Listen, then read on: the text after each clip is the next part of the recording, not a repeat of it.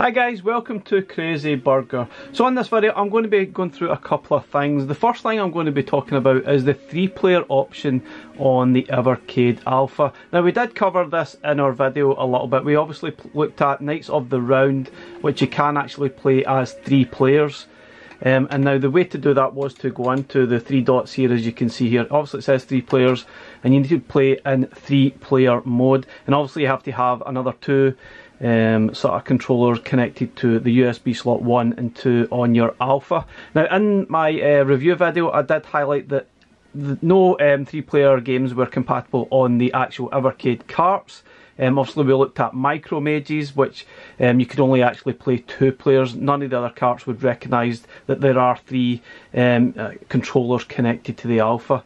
But there is actually one game on Evercade carts that is compatible in 3-player mode, and that is Combatribes from the Technos Arcade collection. Now sadly this is a legacy cart, meaning it's no longer currently manufactured by Blaze, but you probably might be able to pick it up somewhere, most likely eBay. Now the compatible game is the Combatribes, which is here, Combatribes, and that is obviously another scrolling beat 'em up, and we'll have a quick look at it now and how it actually works. Obviously go to your cartridge section, and then you go down to Combatribes, which is a fantastic sort of scrolling beat 'em up. I think it's maybe even one of the best games on this list. And you can actually see it's 3 players. Now don't start the game as normal by pressing play. You will basically just be playing it as a single player game.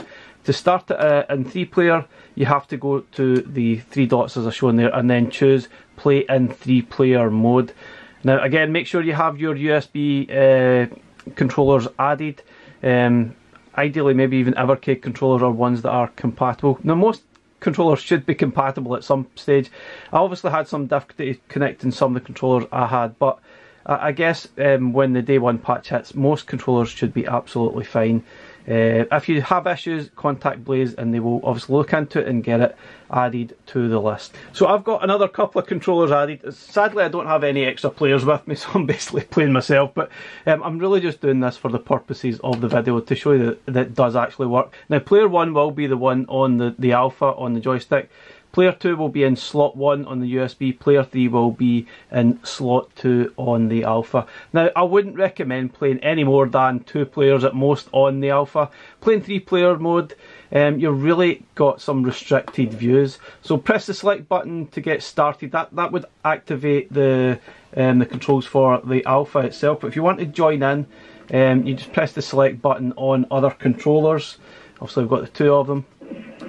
And then get started, just press the start button. There we go, we have 3 players all playing on the one map here. Obviously I'm going to have to do them all individually, but you can get the point. You can get your friends along and play 3-player Combatribes, which would be fantastic. I would recommend this beat 'em up. It is definitely, for me, the best game on this collection. Now a lot of people might disagree and prefer those Double Dragon games, but personally I think this one is absolutely superb.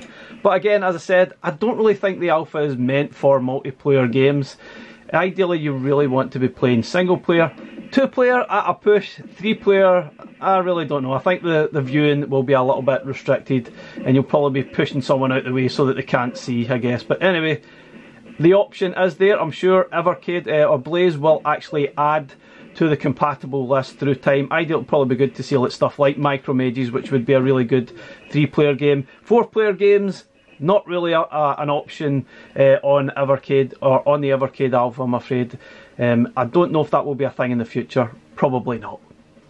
Okay guys, so in the next section here I'm going to be touching on something that probably Blaze would not approve. So a little bit of a disclaimer. Probably not wise to do this to your Alpha, but I'm just displaying this because it is actually possible to potentially make this a bit of a portable device, meaning you can probably play it not connected to the mains by utilising some sort of power bank. Now ideally you probably want to get something smaller, something you can actually even attach to the back of the Alpha in some way, shape or form and use it as power. Now it is a very low powered device. So it is very much possible to power it up using something as simple as a power bank that you maybe even use to charge your phone. It really is that simple. But as I said, I wouldn't recommend it. It's probably something that Blaze wouldn't recommend either. I'm not sure if it would cause any sort of damage. I guess the only thing I could think of, if it run out of power, you might lose your save states or it might corrupt something. I'm not entirely sure. I'm just sort of displaying this because it is actually possible to power it up using a power bank.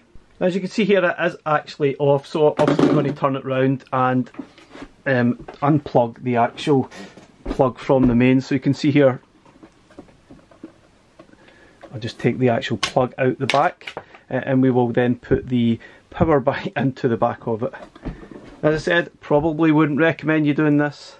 Okay, so that is basically the unit powered on, so I'm going to press the button on the front just to sort of give you the idea that it does actually power up. And I'll turn it around so you can see. You can see the power bank is actually in, and the unit is turning on as it normally would. And that's it, the unit is working as normal, and you can basically just go play your games. Now, I'm not sure I would recommend it, but I'm really just doing this for the purpose to say it is possible to power this unit with a power bank and play games normally, and then you can thusly pretty much almost have a portable device without having it connected to the mains. All sorts of possibilities there, I'm sure, but it is what it is. I wouldn't recommend it, guys, so please don't blame me if something goes wrong. I'm just showing that it is possible. Shouldn't do any massive harm, I guess, but you can actually play. You can see it is connected to the power bank. At the rear, it isn't actually connected to the mains, just sort of for purposes. This is the plug, it's not actually plugged in to the mains at all, which is pretty mind-blowing, I guess.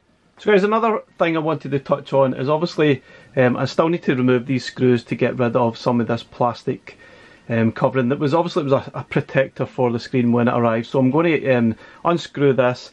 Basically you'll need to unscrew the screws then to get rid of these plastic sort of things. They are a little bit annoying, so it is a bit of a pain that you have to do that, but it is what it is, I guess. So I'm going to do that now and then sort of clear that up so the screen is probably a little bit more perfect, because it does get a little bit annoying and it gives that sort of an imperfect finish when you're playing the games. So the screw itself isn't actually that long, so it's not really deeply embedded into the unit, but it's probably completely impossible to remove this bit of plastic without actually taking off that screw. So then I would just use your nail rather than something sharp, because you could accidentally scrape the screen. So you can see here, got the remaining plastic off, and now you can put the screw back in. Okay, so got all 4 screws, took out, removed the sort of plastic behind them, which was definitely starting to annoy, but I can see obviously there's plastic below there, which means I'm probably going to have to remove this to actually get that plastic away, which is probably a little bit annoying. You can see there that there is still some plastic sort of down the bottom. Obviously it's not zooming perfectly in there, but yeah, that is a bit annoying. Should I remove these so that I can lift it up a little bit? So to obviously remove this, you'll have to maybe insert some sort of small tool to lift it up so you can then unscrew that on each side, and then you can obviously lift it up and you can see what's underneath the controls, and then hopefully I can get the rest of the plastic removed as well so that you can have the perfect finish on your screen there. I suppose I'll give it a bash. And that's it. Now we get access to the screw, and we can also lift this up a little bit. Now these screws themselves come off pretty easily without too much effort. The screws themselves are pretty long that are inserted into the front. Kind of surprised me. Doesn't feel like they were actually that secure, to be honest, but anyway, that's it out. Now that was pretty straightforward to actually take the screws out. Now I just obviously need to be very careful here. I don't sort of disturb some of the cabling under here. I'm really just trying to get the plastic sort of protection out here, so I'll leave that to the side. You can see the plastic is completely right underneath here, so I'll need to take that completely off. Happy days. That was starting to annoy. Now I'm not sure everyone would want to do this. That is a bit of a pain. Ideally it would be just a quick tear off and you would get the full thing off, but it seemed almost impossible for me to actually do that without having to do this, which is probably a little bit crazy, but that is what it is. If you want to get rid of all the plastic, I don't really see any other way of actually getting rid of it. Now I'm not going to go into massive details here. I'm not an expert in all this type of thing, but I think it would be pretty straightforward if you wanted to place the buttons and maybe even the joystick. If you felt you maybe wanted some sandwich controls in here, it would be pretty straightforward to actually do. And try to have a look at the details here. I say I'm not an expert in this, so I'm not going to start messing about with this too much. I was really just wanting to get this removed so that I could get the plastic off of the screen. But that's the internals if you are actually interested. As I said, I'm not an expert in this stuff, but I'm sure someone will. Someone will probably mess about with this and will have some different buttons on their arcade machine. I don't think it would be that difficult to actually do. Okay, so I've got the unit all back together again, no problem at all. You can see all the screen protective plastic is completely gone. Moment of truth now, turn the unit back on, see if it actually works.